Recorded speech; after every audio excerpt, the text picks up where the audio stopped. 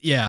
In Chicago, two comedian skeptics named Andy and Art were mysteriously abducted by the illusionary mastermind and conspiracy theorist known only as Mr. Bunker. The following serves as a record of Bunker's attempt to convince non-believers of the truth about conspiracies and paranormal activity.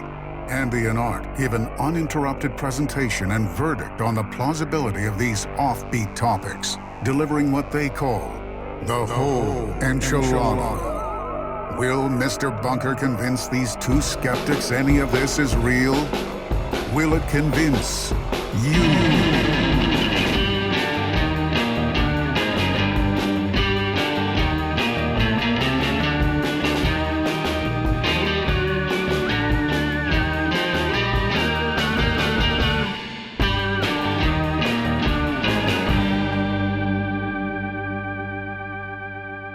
Hello, everybody. Welcome to Mr. Bunker's Conspiracy Time Podcast.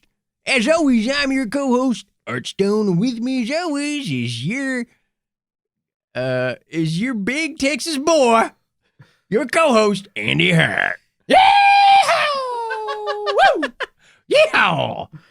Welcome to the show, listeners. Say, Andy, why are we talking like Texas? Because today's episode is all about the great state of Texas. That's right, folks. The Republic of Texas.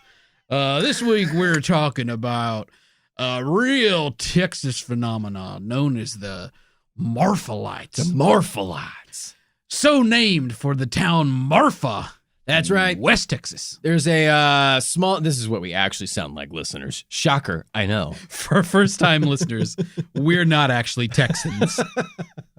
We are talking about a strange light phenomena that takes place in the tiny west... It's like southwest, right? Yeah, it's near to the Mexican border. Southwestern town of Marfa. Marfa. In Texas. Yeah. And it's some say it's a UFO phenomena. Some people say it's ghosts. Some say it's a ghost phenomena. But it's something like a phenomena. Phenomena. Phenomena. But Andy, you know what? We're going to give you the whole friggin' enchilada on what these lights are. Open your mouth holes and get your bellies ready because the enchilada's coming steaming at you. This is Texas special. This is Tex-Mex enchilada today. That's right. And we can't wait. So if you can't wait, if you're hungry and raring to go. Yummy. You know what? There's a timestamp in the description. In the show notes, you can find a timestamp. Scrub right ahead. You will get straight to the research. That's right. Dig right in. Looking for that Texas oil. Find your own Texas tea. Yeah. Because first, Andy and I, we like to have a little fun, and we like to talk about how the titular Mr. Bunker of Mr. Bunker's Conspiracy Time podcast captured us, brought us to the bunker, forced us to podcast about this topic, the Marfa Lights. Yeah, we want you to know. We want each other to know. Yeah, how we ended up here. Oh yeah, and you know what, Andy? I've got a fun one. What happened to you, Art? I've got a smart one. Should I say smart art? Smart art. You know what, Andy? We're reaching that age where you're kind of thinking like 45. I'm 45. The way you said that. This is what I do. This is my life. Yikes. We're reaching that age, Andy. 45. No, not 45. Nobody's 45 here. Yeah, you're closer than you. You're approaching 50. Yeah. Hey, we're closer to oh fuck, I forget the stat. We're the same. The 1990s. We're the same amount of time away from 1990 as we are from 2050. Isn't that fucking nuts? No, that's just that's just how numbers work. Yeah. Whatever. Fuck you, dude. Mathematically speaking. Anyway, Andy, I'm reaching that age where it's kind of like, are you going to go back to school? Are you going to go get that higher degree? Are you going to try and further your career? Now's the time, Andy. You know what? To try and secure a better job. So I was looking online for some universities that I can enroll in. Yeah. You know, that'll take me. You know, I've got a lot of things that I got to look out for, and I found this school called Mr. Bunker's Education Time University. I know what you're thinking. Yeah. I know what you're thinking. I hope that you do. But you know what? It might not be the titular Mr. Bunker. It might just be a coincidence. I don't know. That seems like a pretty wild coincidence. Andy, I'm not smart enough to know I don't have a higher ed degree. If only you had a master's degree. Then maybe I could figure it out. Boy, oh boy. I really liked all the classes, It's a real catch-22. Yeah, I know. The Joseph Heller estate is going to sue. But Yes. it's only a matter of time. I like the courses they offered. Plus, they gave me financial aid, Andy. Wow. So How much? Enough. What were the classes that you were so intrigued with? You know, Andy, I decided I looked online and I saw I could major in being a chill-ass dude Okay. with a minor in podcasting. And I thought, that's like geared towards me. Yeah. And all the courses seem to be geared towards, you know, me and my kind of their independent It's study another red curriculum. flag. Well, Andy, I don't know. Wait till you hear some of these courses. Okay. I could take Hentai 101, That's you for sure. complaining about Netflix's The Witcher. Yep.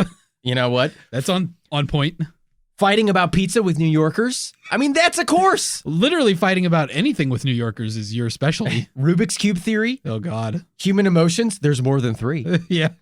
The art of art. I mean, what the heck? I think you should take that human emotions class.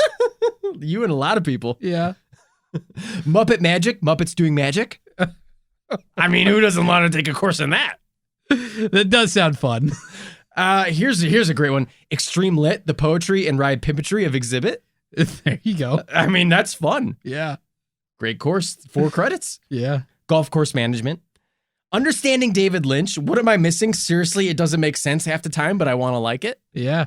You do want to like it a lot. Here's a Chicago classic. Oprah Winfrey, TV tycoon and roller coaster tycoon. Oh, life is a simulation. That's right.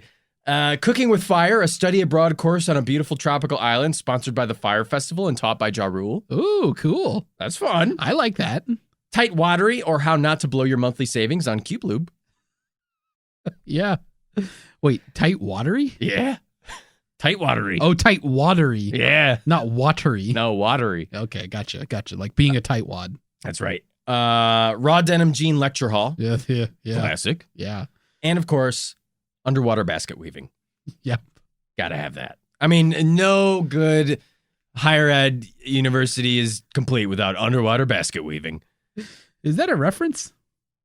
It's just underwater basket weaving. Okay. It's a great course. So anyway, Andy, I signed up for all of those courses. I just couldn't get enough. I couldn't wait to get my degree. And I aced every single course, of course. They were all geared towards me. Yeah, I don't see how you could have not done well. It was any a of these breeze. courses. And as I was crossing the stage to get my diploma, you know how they have a very specific manner in which you shake the dean's hand and then he gives you the diploma with the other hand, right? Right. As, of course, it was Bunker. Yeah, As I the mean, dean of the university. yeah. I know that now that I have a higher ed degree. I have a master's in being a chill ass dude, Right. with a minor in podcasting. So you were able to see through this extremely thin ruse that Mr. Well, Bunker conducted. You say thin, I say surprisingly complex. Andy, I would know I have a master's degree. Okay. And you don't. Touche. And so as he handed me the diploma, I fell through a giant trapdoor and landed here in the bunker. Yep, that seems about right. So, Andy, it turns out having a master's degree can't make you see everything. Yeah, but you signed up when you didn't Yeah. have a master's degree. So, very true, Andy. Very true. Now, probably if you saw an ad for Mr. Bunker's Education Time University, you probably would not sign up and take classes. I would like to think so. You know, I'm glad, though, because he didn't hurt you. I didn't get hurt. And I got to learn a little bit about all the stuff that I love. Yeah. Like Exhibit. I was a big Pimp My Ride fan. Yeah. I watched that show a lot. Yeah. It was a good show. Have you pimped any rides since getting your degree? I haven't had the opportunity. I landed here in the bunker after graduating today, but maybe when we go out, I can pimp your ride. Yeah. Would you like to play PlayStation 2 in the back of your car? Or one PlayStation or original PlayStation. What about an aquarium right in front of the windshield? Wouldn't that be dope? If you look like you're driving through the ocean. Yeah, if you could figure out a way to make the windshield just an aquarium, that would be perfect. How about a full working kitchenette in the passenger seat, glove compartment? I wonder though, would you be able to put a trampoline park in the trunk with the PlayStation 2? I got to see what my boys can do. Well, check into it. I gotta go down to my chop shop and figure it out. Yeah. Maybe I'll go ask Jesse James Monster Garage, see what he can do. Oh boy. Or even better, Orange County Chappers. Yeah, get the Paul Tuttle and his Paul. I think they're both named Paul, right? But it's Tuttle Senior and Tuttle Junior. Yeah, get Junior and Senior in there. They were the original. They were before Pawn Stars. They were the original dad and son. Yeah, fighting crew that had a lot of problems and drug abuse, I think. Does the Pawn Stars have a lot of drug abuse? So didn't Chumley go to jail for meth? Yeah, I think so. But he's not related. And that checks out. He's not really. He's part of the family, Andy. Oh, okay. Come on. He's like family. Have a heart, but he's not blood. He ain't kin. He ain't kin. Well, Art, I had an interesting experience getting here today, and it was kind of a long con, to be honest with you. Ooh. My wife Amanda and I have been recently we purchased a indoor garden unit. So it's called an aero garden. Like what aerospace. Right, exactly. And what it is let's get up close on the mic and talk about this. More like NPR. Yeah. What it is it's a garden that you use indoors. It has a basin where you plant pods of soil that have seeds in them. There's a water pump inside of the unit. There's a grow light attached to it, an LED light. It has an automatic timer. Wow. So the light comes on. It's formulated to be optimal for the type of produce that you plant in the garden. You're growing herb? Yeah, we're growing herbs. You're growing some bud? Some sticky icky? No, even though marijuana is legal now, and I would be well within my rights as an Illinois citizen to grow marijuana in my home if I want, I choose not to. We got a package. It's a 9-spot garden. So there's room for 9 different things in it, and they send you a complimentary pack of little basil. It has parsley. It's got scallion. It's got 2 Genovese basil, 1 Thai basil. Ooh. There's dill. Oh, I love dill. Chives, thyme, curly parsley, and flat leaf parsley. How big is this thing? It's not that big. Does it fit on a windowsill? Not in a windowsill, but it fits easily on the kitchen counter. I mean, depending on your windowsill. Maybe I'll get one of them. You should think about it. Okay. I hope you have a better experience than I did. Oh, no. So we have all these herbs growing. Yeah. And this thing is great. It's very low maintenance.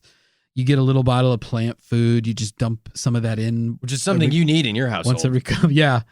Especially considering living with you. Yeah. Ooh, talk about high maintenance. Yeah. I need everything to be easy.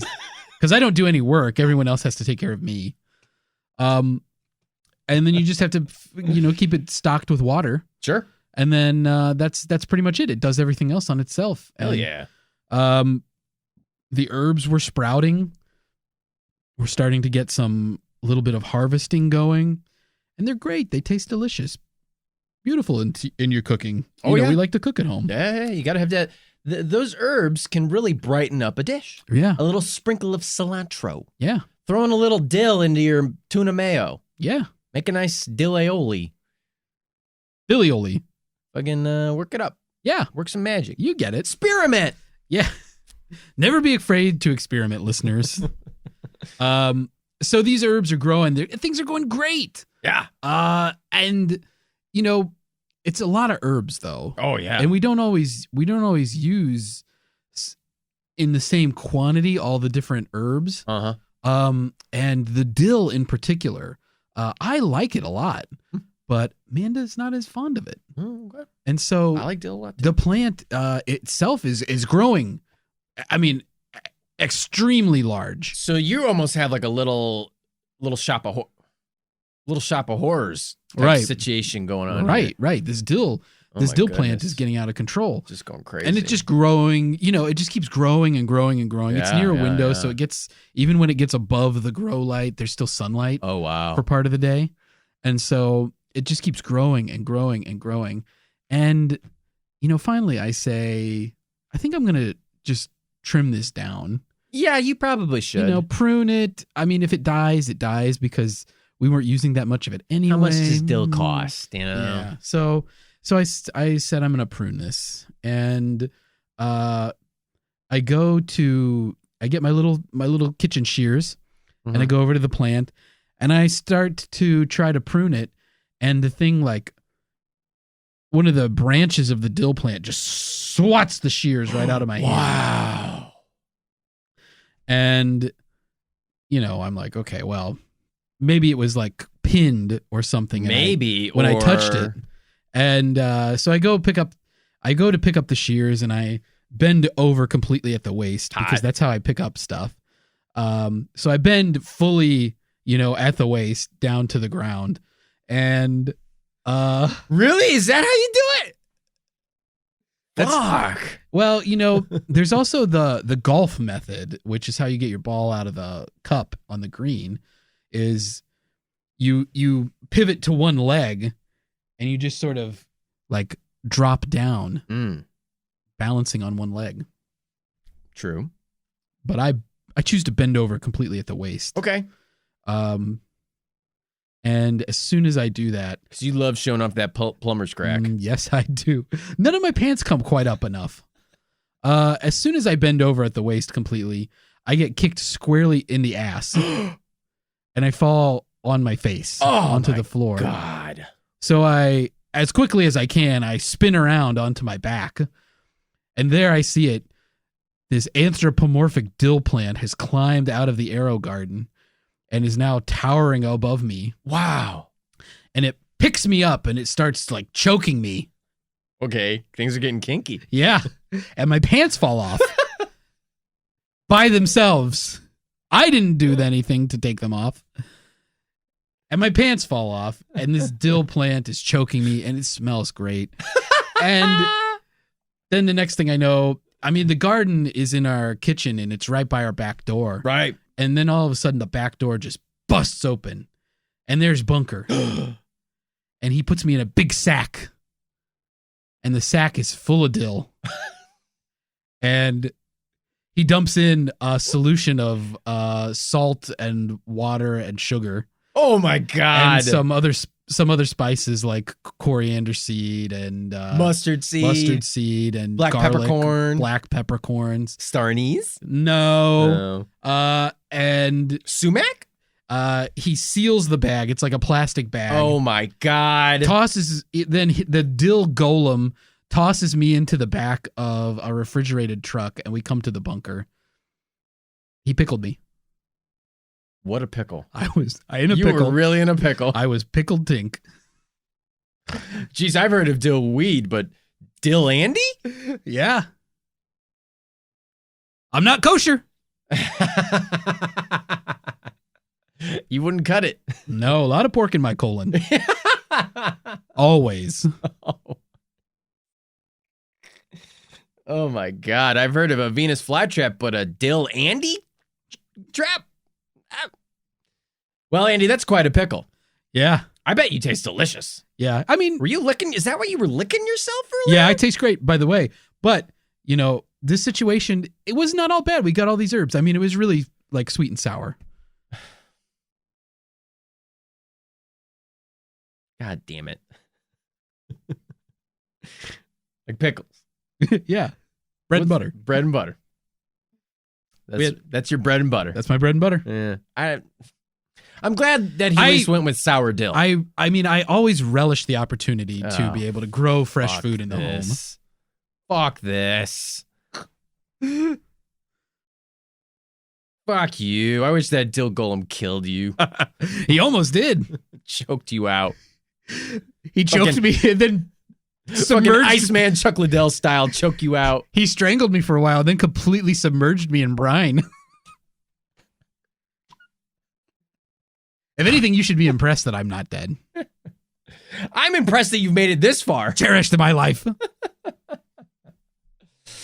Oh, boy. Well, Andy, truly the unexplained happens every week on this show. And this topic is possibly no different. Yeah.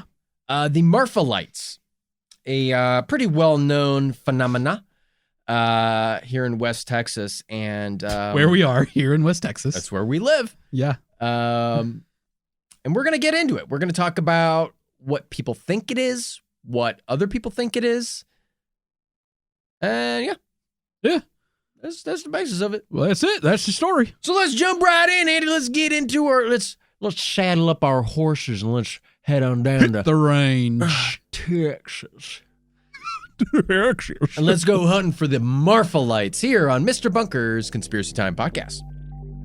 Yahoo!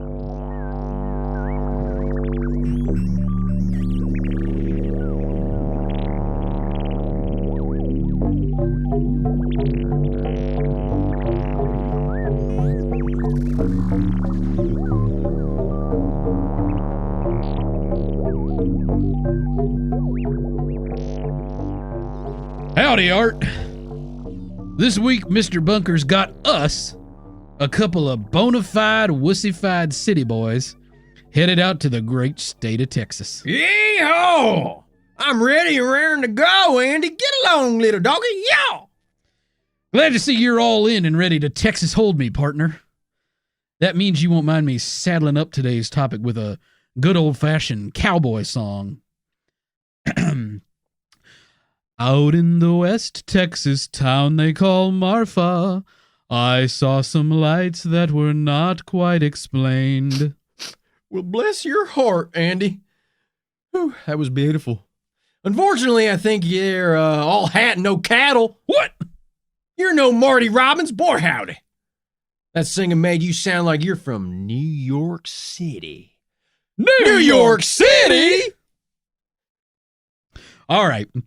So maybe I'm not cut out to be an oil wildcatter or to hyper-enforce the death penalty. I'm just not a Texan. Today's topic, though, is Texas as hell. Today we're talking about the Marfa Lights, which is a blanket term used to describe a bunch of weird lights seen near the western Texas town of Marfa. Marfa, which is about 60 miles from the Mexican border, is in the Big Bend area of Texas, so named for the big northward bend in the Rio Grande. Surrounded by the Chihuahuan Desert, Marfa is a small, remote city. Yet every year, hordes flock to Marfa for a chance to see the somewhat famous Marfa Lights. That's right, Andy. And a lot of those people are headed to the official Marfa Lights viewing area, which we'll call Mulva. Rhymes with vulva. That it does from now on. The Mulva is about 9 miles east of Marfa on U.S. Highway 90. Some folks will tell you that that's the best spot to look for the Marfa Lights, is the southwest of the Mulva, between the Big Bend Telephone Company Tower and Chinati Peak.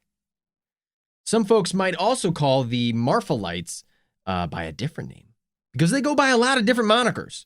Ghost lights, weird lights, mystery lights, Chinati lights. But not Cristal light. No. That's in my fridge. Yeah. However, You say it, Andy. The phenomena is usually the same. James Bunnell, a retired NASA engineer, Marfa High School grad, and Marfa Lights researcher, described the experience like this in his book, Hunting Marfa Lights.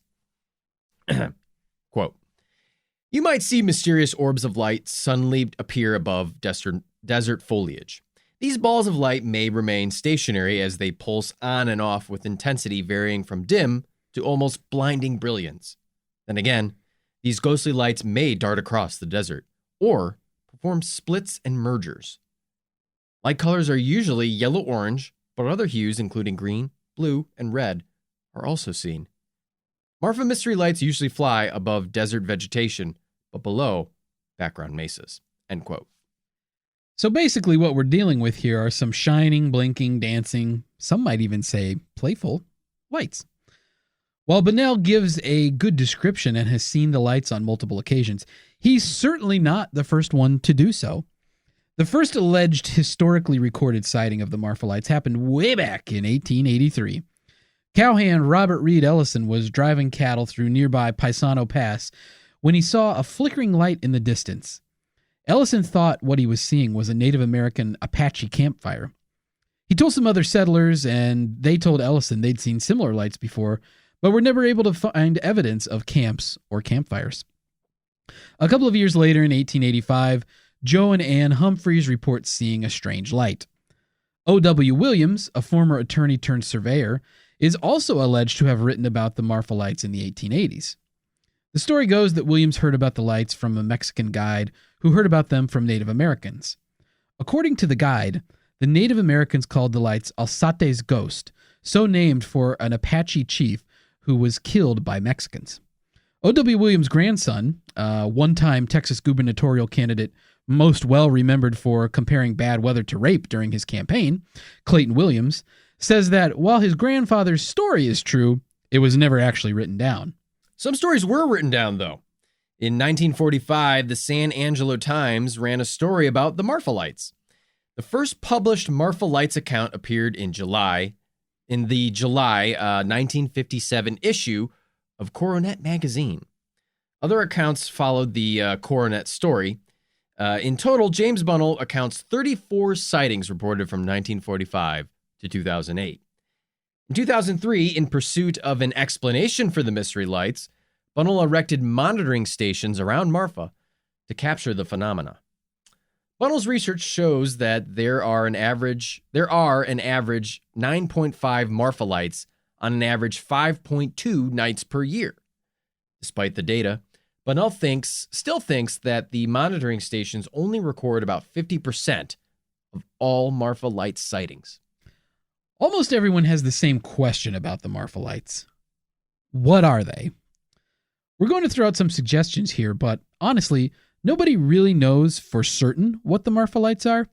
Explanations really run the gamut from the scientific to much more speculative. Some Native Americans say the lights are falling stars. The lights have also been accused of being dancing devils, the ghosts of Spanish conquistadors looking for gold, extraterrestrial crafts, or maybe just owls with lights under their feathers. I know you like that one, Art. Our hopefully soon-to-be best friend Brian Dunning of Skeptoid thinks that the most likely explanation for the Marfa Lights is that they're actually happening due to temperature variations in different layers of airs. That is, a mirage.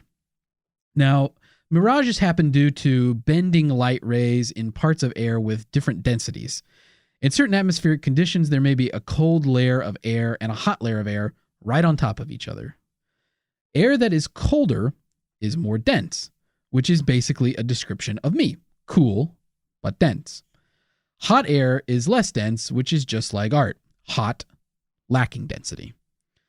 To an observer, light rays reflected off an object may pass from one layer of air to another, causing the light to get bent and creating essentially an optical illusion to the observer. Specifically, the Marfa Lights are suspected of being caused by superior mirages, where a layer of cool air is underneath a layer of warm air. Superior mirages are typically more stable than inferior mirages because the warm and cool air are less likely to invert.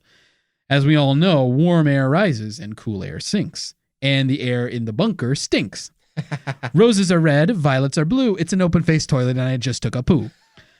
A superior mirage will make the object reflecting light appear to be higher than it actually is, so objects have the appearance of hovering.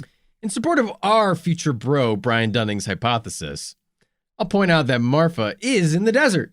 Temperatures in the area can swing from 40 to 50 degrees Fahrenheit, or about 22 to 28 degrees Celsius for you metric heads out there. Ooh, metric heads. Between high and low in the day. That's a pretty significant degree. Marfa lights are also seen primarily at dusk and dawn, which leads to the second part of Dunning's opinion. Marfa lights are mostly lights from cars passing on nearby highways. Dunning cites a 2004 study undertaken by the Society of Physics students at the University of Dallas, Texas. Go Comets! The UTAD team spent 4 days investigating the lights seen southwest of the Mulva. The team used video cameras, traffic monitoring equipment, and a chase car to run the experiment. The report prepared by the team basically says that all the Marfa lights they observed were just car headlights. The team determined that U.S. Highway 67 is visible from the Mulva. Further, using the traffic monitoring equipment, they determined that the frequency of the lights observed from the Mulva corresponded with traffic on Highway 67, even recording the lights moving in a linear, predictable path, with all of the lights observed following the same path. The team also parked their chase car on Highway 67, flashing its headlights. The lights were visible from the Mulva and looked like Marfa lights. When other cars on 67 passed the chase car, it looked like one of the Marfa lights overtaking another Marfa light. The chase car did not report seeing any Marfa lights during the study. Interestingly, too, the team recorded that the highest volume of traffic on Highway 67 also corresponded with frequency and sightings of Marfa lights. So, what are y'all thinking, cowboy? Y'all fixing to make this here case closed? Y'all think I'm going to say case closed right now? Shooey, that makes me madder than a wet hen. We promised the listeners we'd get them the whole dadgum enchilada on this here topic, and by golly, that's what I'm fixing to do. So listeners, Brian Dunning and the UTAD physics students think that the Marfa lights are pretty much attributable to the headlights of automobiles. Now, I'm sure you're remembering what we told you before. Robert Reed Ellison, Joe and Ann Humphreys, and O.W. Williams all reported Marfa light sightings in the 1880s. Surely those experiences can't be explained by car headlights. Very true, but consider this. We already mentioned that O.W. Williams, despite getting credit for being the first person to write about a Marfa lights experience, didn't actually write anything down. The same is true for Ellison. Ellison's account of the Marfa lights has largely been transmitted through his family, which he shared with them verbally. Interestingly, Ellison wrote a memoir in 1937, but never mentions the Marfa lights. Similarly, there's no written account of the Humphreys experience either. In these cases of older encounters with Marfa lights, the stories are maybe as much folklore as anything. Something else to consider is the nature of the stories and how they changed over time. The earliest stories about Marfa lights usually involve someone seeing one light, and the experience is fairly unremarkable. As time has gone on, though, the stories of Marfa lights have gotten more elaborate. Tales now tell of multiple lights interacting with each other, changing colors, darting around. One observer even claims to have touched a Marfa light, which popped like a bubble. Clearly, these observers should become improvisers because they know how to yes and a lot better than me. Another point. Maybe the mirage angle is the correct one, but maybe car headlights aren't the only thing at play here. Consider that a mirage could also make heavenly bodies appear differently than normal, things like stars and planets that are routinely visible. Michael Hall wrote a piece for Texas Monthly where he investigated the Marfa lights. In the piece, he meets a local named Linda Armstrong. Linda shot a video of a Marfa light, which Linda said she'd seen out her window every day for 3 weeks. She thought initially it was a star, but one cloudy day the light appeared to be in front of the clouds.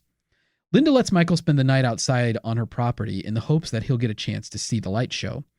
At 5:20 a.m., Linda wakes Michael up because the light is in the sky. Turns out, it was just Venus all along. Possibly a lot of Marfa light sightings are just regular old planets and stars. Okay, So maybe there's some doubt about the car headlights hypothesis. That shouldn't deter us from getting the whole enchilada. Hey, come on, try you chunker. Nothing is forever. There's got to be something better than in the bunker. But me and Cinder Randy, we've put it all together. We can drive it home with one headlight. Wow, Jacob Dylan, welcome to the bunker. Sorry, listeners. Anyway, according to O.W. Williams' grandson, Clayton, most of the lights people see are actually cars, but some aren't. He says you can tell because the real Marfa lights don't move like the car headlights move. This sentiment is supported by Care Mitchell, a local whose family loaned their name to the Mitchell Flat near Marfa, where a lot of the Marfa lights are seen. Care says that the lights you can see from the Mulva are for tourists, but they're not the real Marfa lights. So then, just what the heck are they, Andy? Could it be an electromagnetic radiation phenomenon? Well, in 2008, a team of Texas State University, go Bobcats, scientists headed out to Marfa with their spectroscopy equipment to check it out. For those not in the know, like me, spectroscopy is the study of the absorption and emission of light and other radiation by matter as related to the dependence of these processes on the wavelength of the radiation. Essentially, it's the study of how matter interacts with electromagnetic radiation. For those even less in the know, so again, people like me and Art, electromagnetic radiation is a type of radiation that includes radio waves, visible light, X-rays, and gamma rays. So what did the Texas State team find? The team used their spectroscopy equipment to view lights from the Mulva for 20 nights. They determined that a number of the lights they recorded could have seemed initially to be of an unknown origin. However, the lights were ultimately attributable to small fires or car headlights. Back to car lights, huh? Shh. Well, then let me take us down a little different path. A path to the swamp. Oh, the swamp. Swamp gas, that is. Some people think the Marfa lights are just swamp gas. Swamp gas is a phenomenon that has been recorded all over the world, typically in bogs and marshes, and naturally swamps. So, for you Magic the Gathering people, black decks. Okay. Essentially, phosphine and methane gases get released by organic matter and then bubble up from the swamp. And in the right conditions, these gas bubbles can be ignited by oxygen, making a bit of a light show. That said, the behavior of typical swamp gas isn't really consistent with what people report about the behavior of the Marfa lights. Well, one thing we haven't mentioned yet is James Bunnell's hypothesis. Bunnell thinks that the lights are caused by igneous rock under Mitchell Flat, creating a piezoelectric charge. Now, if you don't understand piezoelectricity, you're in good company because, to be honest, I don't either. But let me try to explain. I have this feeling it has something to do with a big tasty pie. Yeah, right? Like, it feels like this should be a dessert. Like a shocking dessert. Piezoelectricity, though, Art, is an electric charge that builds up in certain materials like igneous rock, in this case, in response to applied stress. Piezoelectricity is applied to some pretty common places, like the ignition source for a cigarette lighter, for example. Bunnell's hypothesis is that geological activity, such as an earthquake, applies stress to the igneous rock under Mitchell Flat, building up the piezoelectric charge, which eventually gets discharged in the form of something kind of like a ball of lightning. People see these electrical discharges, and those are the Marfa lights. Admittedly, though, this hypothesis has no real definitive proof or strong evidence at this point. Okay, egghead. Enough with the incomprehensible science mumbo jumbo. Let's talk about something everyone can understand. Maybe, and hopefully, the Marfa lights are caused by cryptids. Oh. That's just what cryptozoologist Jonathan Whitcomb thinks. Whitcomb's hypothesis is that the Marfa lights are caused by still living flying dinosaurs. Here we go. Living pterosaurs and pterodactyls, to be exact. Okay. Whitcomb thinks these dinosaurs emit lights to attract bugs. Once the bugs come over to the lights, bats swoop in to eat the bugs. That's when the dinosaurs make their move, flying in hot to eat up those bats. Come on. We all wanted to be this one, right? Yeah. I mean, come on. Yeah. For you 8-year-olds out there, I know you wanted to be this one. All the children listening to this podcast Want to be paleontologists like I did. Maybe not surprisingly, though, the hypothesis isn't super well supported. Oh. First, Whitcomb has never been to Martha, and so has never seen the Marfa Lights or any flying dinosaurs in the area. That said, he did travel before to Papua New Guinea to investigate the possibility of living flying dinosaurs there. Unfortunately, he didn't find any flying dinosaurs there. Also, he admits he's never had any scientific training, so he's in kindred spirits here. He's just like us. Now, how about this? What if the Marfa Lights are just a big publicity stunt? A Marfa local, Armando Vasquez, had a Marfa Light experience in 1971. After having that experience, he thought it would be a great idea for Marfa to exploit the lights for profit. A true American. Vasquez started petitioning the town to do something to bring in tourists. According to Vasquez, he was concerned for the future of Marfa, which was in danger, he felt, of becoming a ghost town. Finally, in 1986, the city of Marfa started hosting its annual Lights Festival, which brings in visitors from all over, hoping for a chance to see the fabled lights. The Marfa Lights, seemingly so full of mystery, but is there any actual mystery here? Maybe the Marfa Lights are truly an unexplained phenomenon. Maybe they're just car lights. Maybe they're electrical discharge or electromagnetic radiation. Maybe, I pray, they're bioluminescent flying dinosaurs who eat bats and jackrabbits. Maybe it's all just a big money grab by the city of Marfa. Whatever the case, let's end the research the way we started it, by sharing a tune with you, our listeners. Hit it, Andy!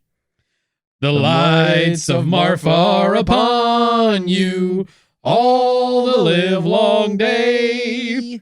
The lights of Marfa are upon you. You cannot get away.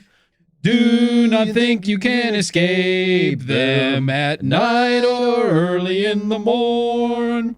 The lights of Marfa are upon you till a Honda blows its horn.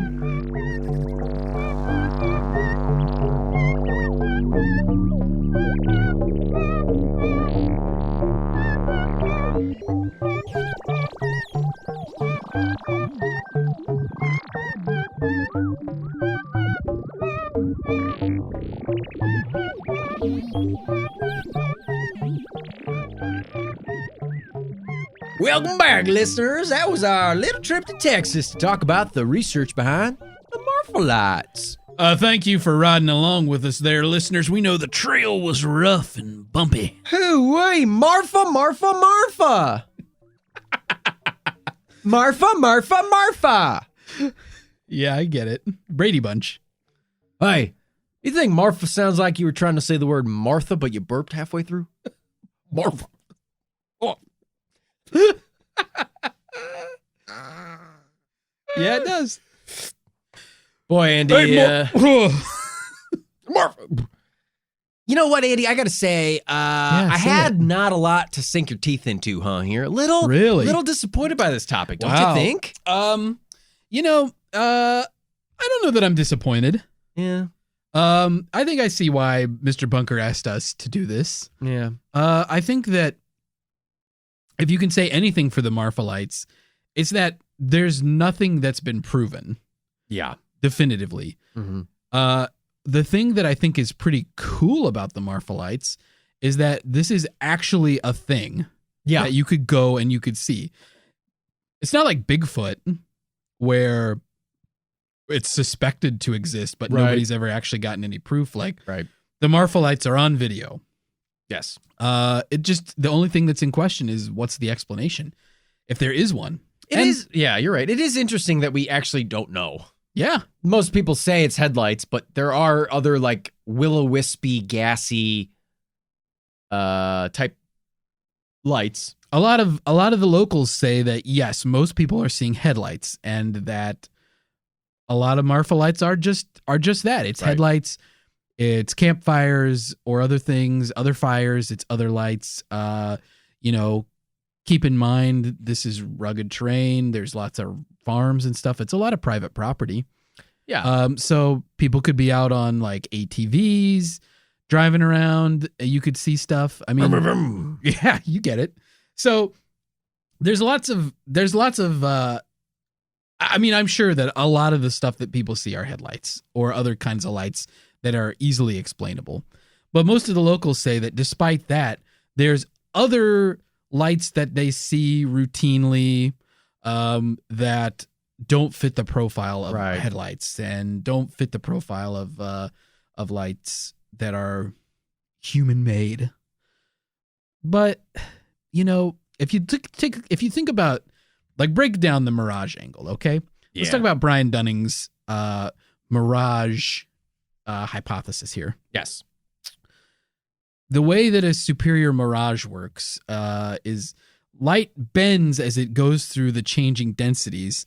With a typical mirage, usually what you have is you have a layer of cold air on top of a layer of warm air. And what it looks like is the mirage is lower than the actual object. Right. So this is how people in the desert see sometimes. They think they see like an oasis because it's just the sky. It's the horizon basically being projected down. The light rays are reflecting lower than what a super mirage. That the technical term is a fata morgana, which I don't want to be confused with. That's what people tend to call you when you cosplay as your favorite League of Legends champion. Yeah, fat Morgana. Though, Art, I'll point out, or your Marvel vs. Capcom, your favorite character to play, Morgana. Yeah, every time I cosplay as a lot of different characters. But one thing I'll point out about a Fata Morgana, Art, is that it's a very specific type of superior mirage. That's right. The Marfa Lights probably aren't a Fata Morgana. It's derived from the Italian term after the Arthurian sorceress Morgana Le Fay. That's true. But because it's an optical phenomenon. There's like a certain atmospheric thing. You have to have this like specific tunnel of air, right? Whereas just a regular superior mirage just has to be air of different densities on top of each other. Yeah. I mean, I don't know, Andy. Do floating orbs really like? Are you like really into floating orbs? I mean, like, I don't know. Like, do floating orbs really like wet your whistle? You know what I'm saying? Are you smoke your brisket? Like, are you at? Do they remember the Alamo? You know what I'm saying? Yeah. They don't really long my horn. You know what I'm saying? Okay. Floating orbs. Yeah. So, what you're really saying is, okay, they don't really sweeten my tea. Right. I get what you're saying. They don't really drill my oil. They don't frack me. I'm not getting fracked by these lights. Would I travel to Marfa just to see the lights? They don't open carry a broadsword. Which is legal in Texas. Totally legal. It's pretty cool. Would I go to Marfa to see the lights? Probably not.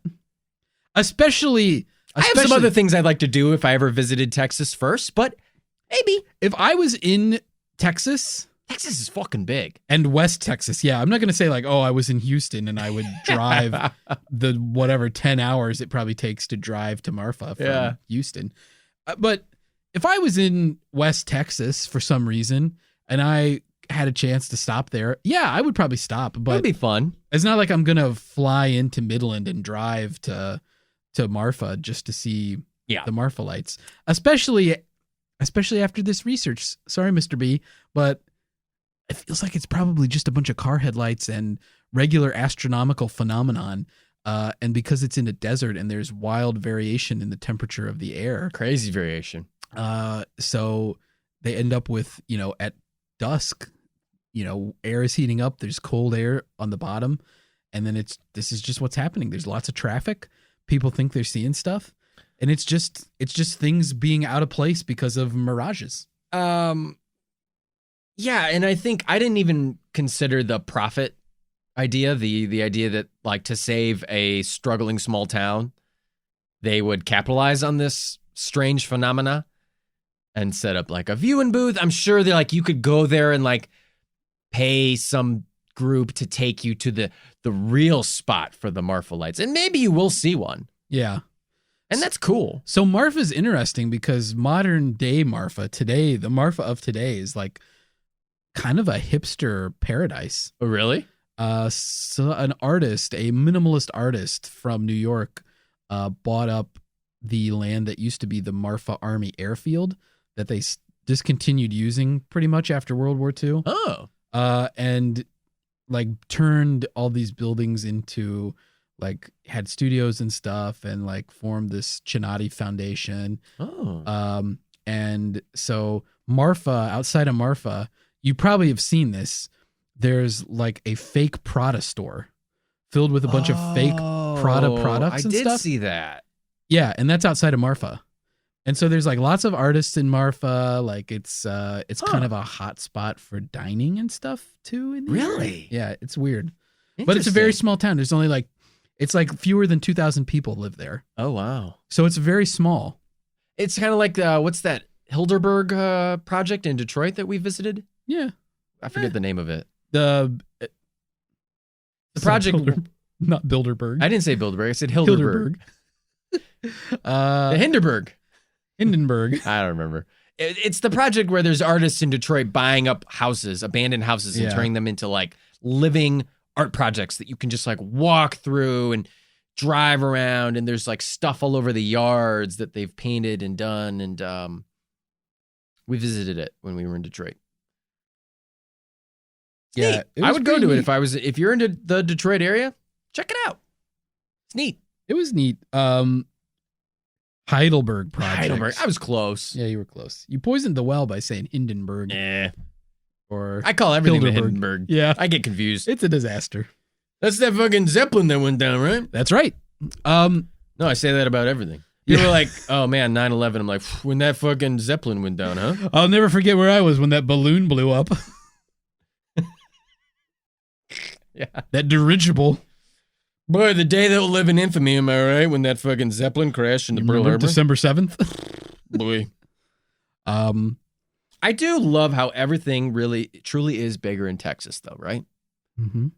Flatwoods Monster. Fucking Flatwoods Monster happens, and that family gets ostracized for years before they accept it. Right. Fucking Texas, they're like, fuck yeah, there's aliens coming here. Of course, why wouldn't they? It's fucking Texas. It's Marfa, Texas. Why wouldn't they come here? Yeah. Hell yeah, the Marfa Lights are here. I don't know what they are, but they're here. I've been probed. I love it. I've been probed 85 times since last month. I get probed twice a day. The probes are bigger down here. This is Texas. I can't sit down anymore. And I have constant diarrhea. Welcome to Texas. I'm the governor. Governor of Texas. Yeah, I love it. I appreciate it. I like that they're into it. Yeah. No, I think that it's fine. I mean, I say hell yeah, Martha. You support fucking Martha, Texas? Give me a hell yeah in the comments. Martha, Texas. Marfa, Texas? Martha, Texas, my third grade teacher. I've never been to Texas. Seems like a lovely place. I never have been either. I would love to travel there one day. See what's up. Maybe someday we'll go. Maybe we'll go visit the Marfa Lights. Yeah. Maybe someday we'll go back to Detroit and visit the Marfa Lights. I don't blame them for talking this up, and for supporting the myth of the Marfa Lights. It's way more fun, even if we don't believe it, even if people want to come along and be like, well, that's actually, there's a Fata Morgana happening there, and it's a super mirage. There's a fat-ass Morgana down at the Mulva. Yeah, it's very a goth-looking sorceress from League of Legends. She's eating a party sub from Subway. Goodness. Shouting about how the lights are just headlights. Yeah, I mean, there's people who want to shut it down, but I say, fucking go for it. Have fun. Yeah. Every other goddamn tourist trap city makes a big deal about their natural. Yeah. It's the same thing as like having a cave. Yeah.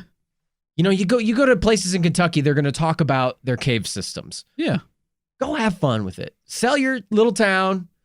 And keep prospering, Marfa. That's what I say. Yeah, we liked the Flatwoods Monster, and we like that Flatwoods, West Virginia embraced the monster. Eventually, yes. And has a festival now. Yeah. Like, I say kudos to Marfa for going in on this, because That's what makes a town special. It's not harmful. It's just weird lights. And that's the thing is, I don't think most people even think that it's not even anything sinister or whatever. It's lights. Yeah, it's weird lights. Yeah.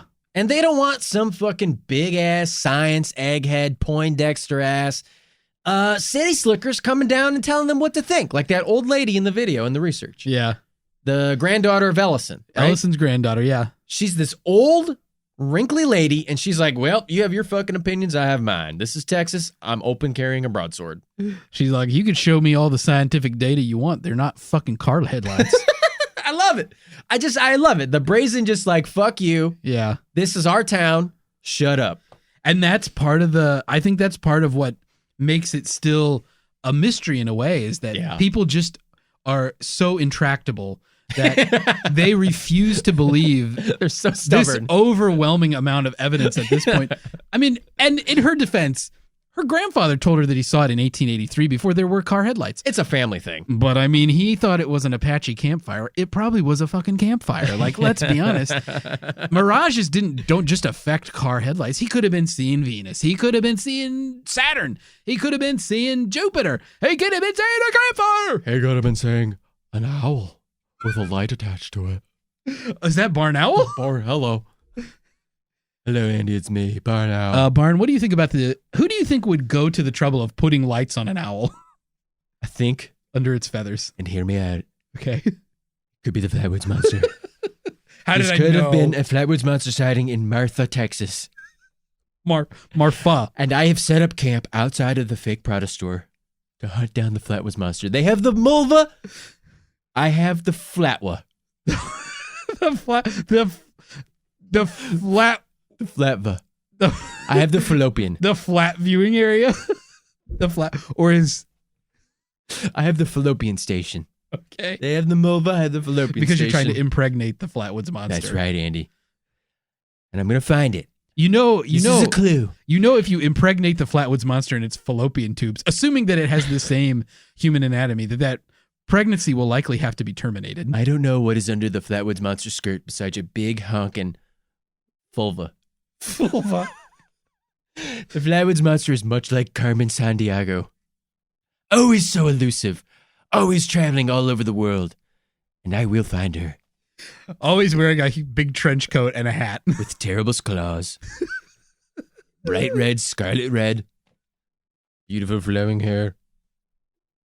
Done up in a cowl.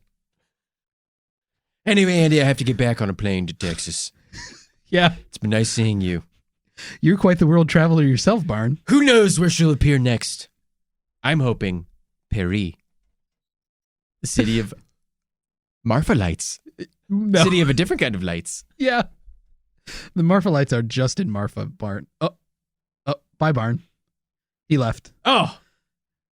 Jeez, I missed him again. Yeah. It's too bad that you had that emergency diarrhea. Yeah. Well, that's what you get. Yeah. The food at the bunker, Mr. Bunker's University Time cafeteria was not good. Let me tell you. I mean, all we had today was just a bunch of pickled food that was pickled with me. That's true. Pickled with Andy juice. Where were we on before Barnes showed up? We were talking about the possibility that it's an owl with lights under its feathers. Which does really make me wonder. Barn didn't have a very good answer because he just said it was the Flatwoods Monster. Yeah. But why would anyone think that someone else would take the time to I don't know. rig up an owl with lights under its feathers and then just let it go? I mean, what kind of a weird... People do weird shit, Andy. I don't know what to tell you. Just the thought of somebody taking an owl and putting lights, like Christmas lights, under its feathers and then just releasing it back into the wild is just very comical to me. And I was like, fuck. Oh, boy. Yeah. I don't know. Some bird freak who lives out in the desert. Yeah, some desert bird freak. Andy, Marfa, the City of Lights. I don't know. Have we traversed all there is to traverse here? I mean, unless you want to talk about the dinosaurs. I mean, it's literally just a dude being like, it's a lie. It just is a big old lie. He's like, I think this is what it is, but to be honest with you, you shouldn't listen to me. I admire his honesty. I do, to admit that he's never had any scientific training and that the only other time that he went to look for living pterosaurs and pterodactyls, he came up completely empty-handed. This is my wheelhouse. That's what I'm going to say it is. Yeah, this is my thing. I wish that were true, though. That would be cool. Yeah, that there were bioluminescent dinosaurs. Yeah, if dinosaurs still existed, I mean, who the fuck, that'd be crazy. That would really shake up the whole world, huh? Yeah. I can't believe it. No, But it would be fun. Why don't we give our verdict on, obviously, I think neither of us are convinced this is anything extraterrestrial or even paranormal. Am I right or am I wrong? No, you're right. I'm not convinced. Yeah. So why don't we maybe also, you could still give your verdict on that because we gotta give it. We'll give you the whole enchilada. But, maybe we'll give our verdicts too on what we think the most plausible explanation for this, the scientific explanation for this. Is it a super mirage? Is it piezoelectricity? But yeah, the piezoelectricity, I mean, it's kind of like the dinosaurs, except it's an actual real scientific phenomenon. Yeah. That's been documented.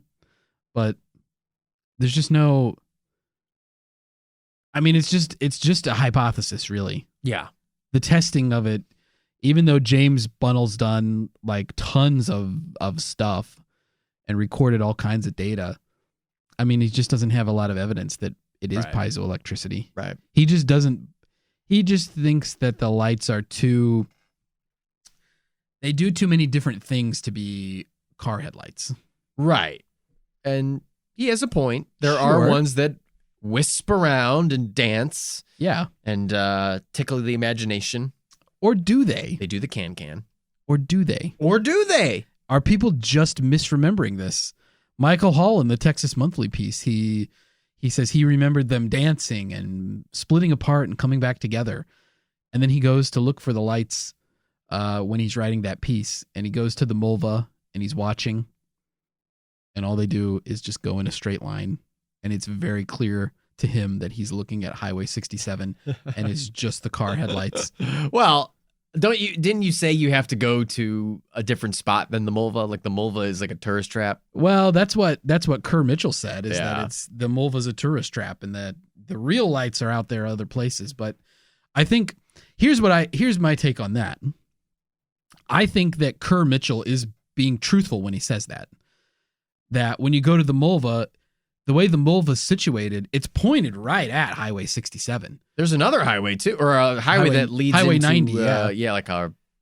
somewhere. Marfa's at the intersection of 67 and 90. Right. And so a lot of people are seeing the lights that are on 67 and 90. Yeah. And I don't think that that's even that controversial to say.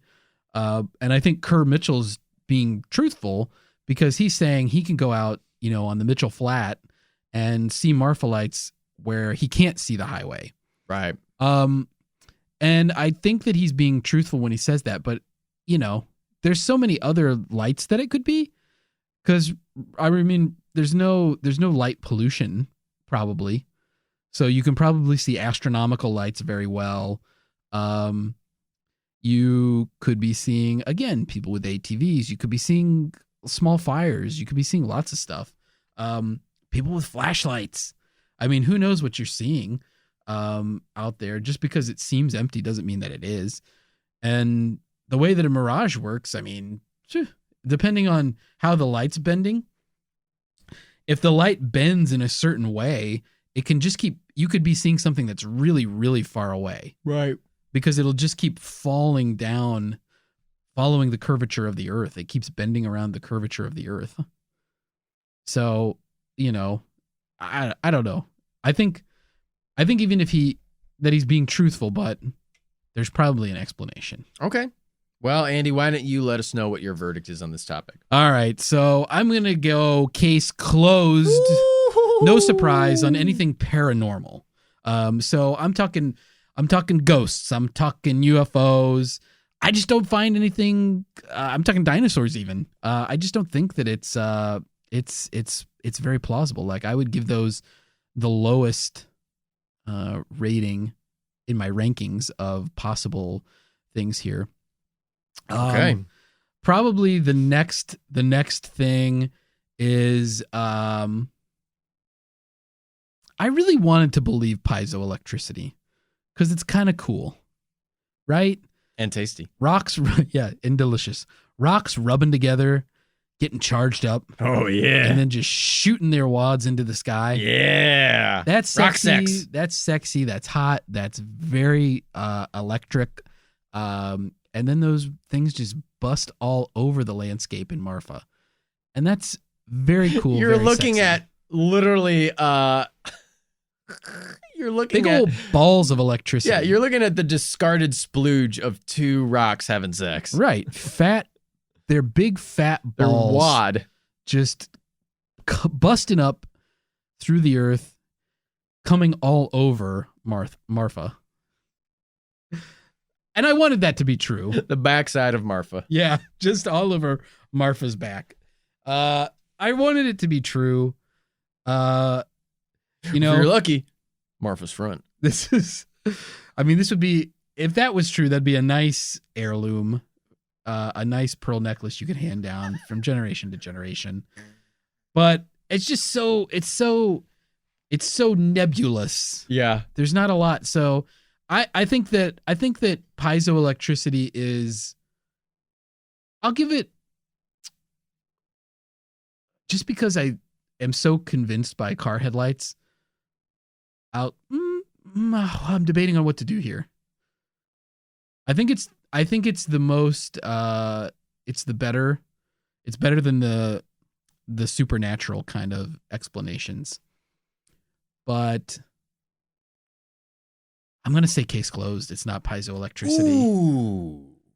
I'm going to say, I might eat my words on that. A delicious dose of piezo electricity. Yeah. I'm going to say case confirmed. It's car headlights. Just car headlights. It's other lights. It's campfires. It's naturally occurring astronomical phenomenons. I mean, even Linda Armstrong, she saw Venus. That's it. She just saw Venus for 3 weeks. And she thought it was a Marfa light. And she's lived there a long time. Yeah. So I have no reason to suspect that lifelong Marfa residents wouldn't also make the same mistake. Yeah. And you throw in that there could be a mirage, and so it'll look a little bit different. It'll look like it's hovering above where it should be. And maybe you see two, but then the light, as Venus is moving, the light shifts and the layers of air change and they two become one as it rectifies itself. I mean, that's what it is. It's mirages. Okay. And most of it's probably like man-made lights. I mean, there's no evidence to suggest that anybody who experienced this in the 1880s actually told anybody about it in the 1880s. It's all just folklore. Yeah. I mean, it's no different than Apaches saying that it's a ghost. Right. Okay. That's your verdict, Andy. That's my verdict. Case confirmed. Case confirmed. You know what? I mean, what I have written down is plausible quark. Because I've never seen it for myself. Okay. And you know what? I want to give the city of Marfa, I want to give them a little smidge. But plausible quark is, you cannot get any smaller than plausible quark. Right. That's as little plausibility as it gets. You're almost case closed at that point. Pretty much. I'm just really doing it as a way to say, hey, to stay in the good graces of Marfa, Texas. Because when I go down there, you want to be treated like a king. I want to be treated with some respect. Right. They're open carrying broadswords. Right. I want to get my head chopped off. Yeah. Might have to get my own broadsword. Yeah, you should. You're going to be in Texas. Just show up with a fucking broadsword.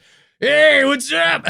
No, it's not a big deal. You don't have to get one. They have broadsword dealers at every airport in Texas. It's like when you go to Hawaii and you get a lei. Right. They just give you a broadsword. And you a broadsword. Welcome to Texas. Here's your broadsword. Here's your broadsword. And your Whataburger. Hey, it's me, Bill Engvall. Welcome to Texas. Here's your broadsword. Plausible quark. I mean,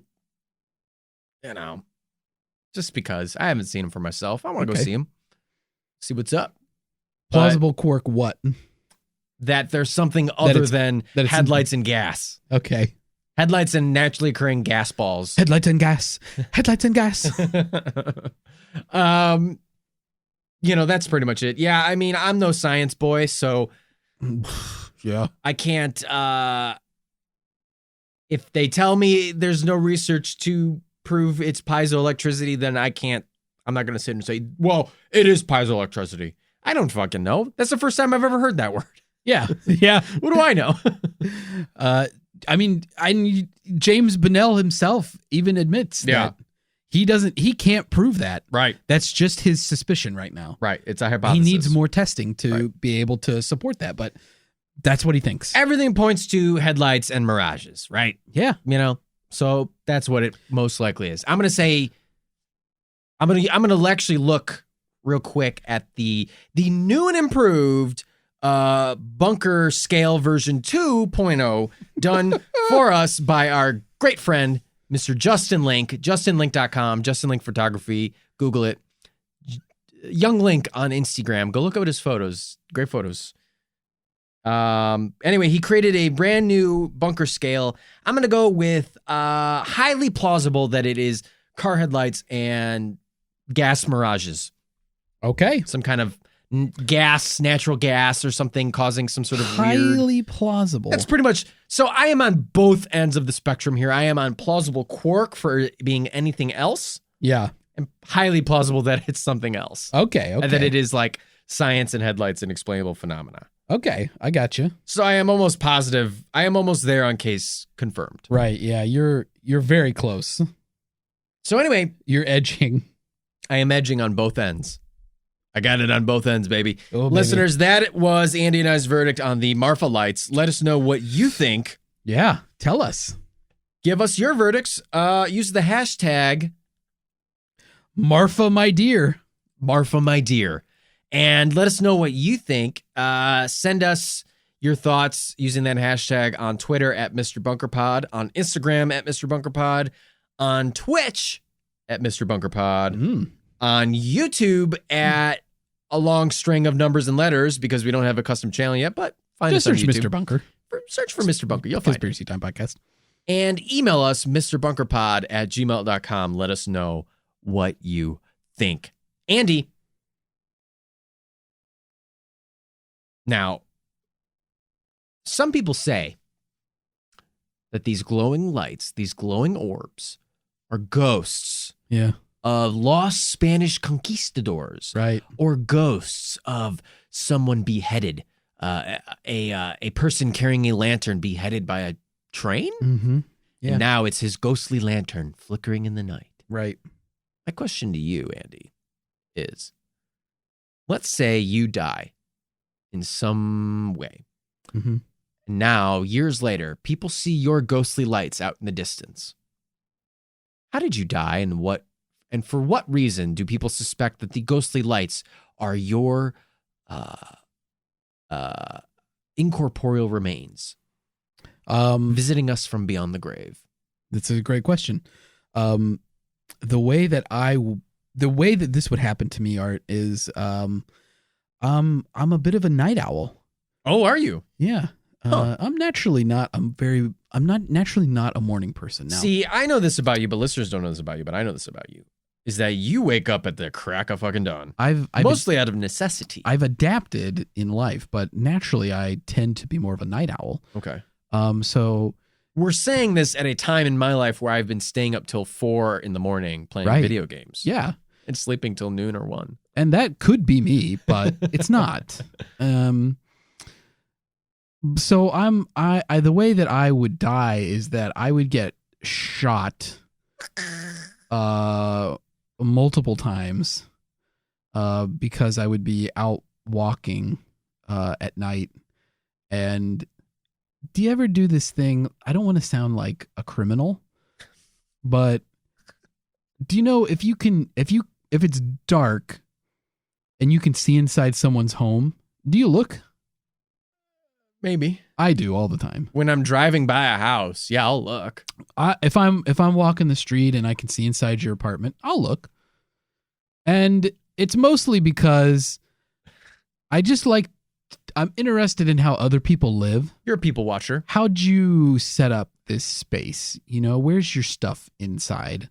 What are you up to? What you watching on that TV? Oh, you playing a video game? Which one? So nothing sinister, but let's say something weird catches my eye and I pause for a second. Yeah. I'm like, what is that? And then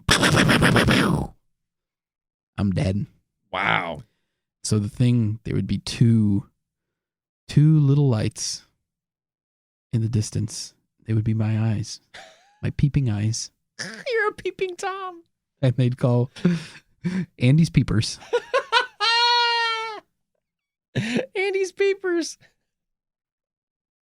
Wow. That's something. And it would always be, the only times that you would see them is when you turn off the lights in your house and you look out the window. Ooh, that's creepy. Yeah. You would never, if you were outside in the dark, you would never see them. Yeah. But if you're inside your house and you turn off the lights, there they are. That's fun. That's a fun caveat. I like that, Andy. Thank you. I'm a pervert. You're the perv lights. That's the other. Perv lights. Andy's Peepers. Pervolites. Yeah. I'm calling, no, those I'm taking a Pervolife supplement. Pervolife insurance. For only $69 a day. Cover all your stuff from those peeping ghost Andys. Listeners, that was the Marfa Lights. The Marfa Lights. Andy, any last words for the city of Marfa and or the Marfa Lights? Marfa Lights, if you're listening, keep it up. You're doing a great job. People love you. We're all supportive. If you're the city of Marfa and you're listening, broadcast this podcast in public 24 hours a day, 7 days a week. We think you're doing great things. Keep up the festival. I think it's pretty cool. I think it's fun. Good job embracing a fun part of your local story and making it a cool thing. Beautifully said, Andy. Well, anyway, that's it for us. For the titular Mr. Bunker and for my orbicular co-host, Andy Hart. Very appropriate. Very appropriate. I'm Arthur Stone saying that was the whole enchilada. Yummy.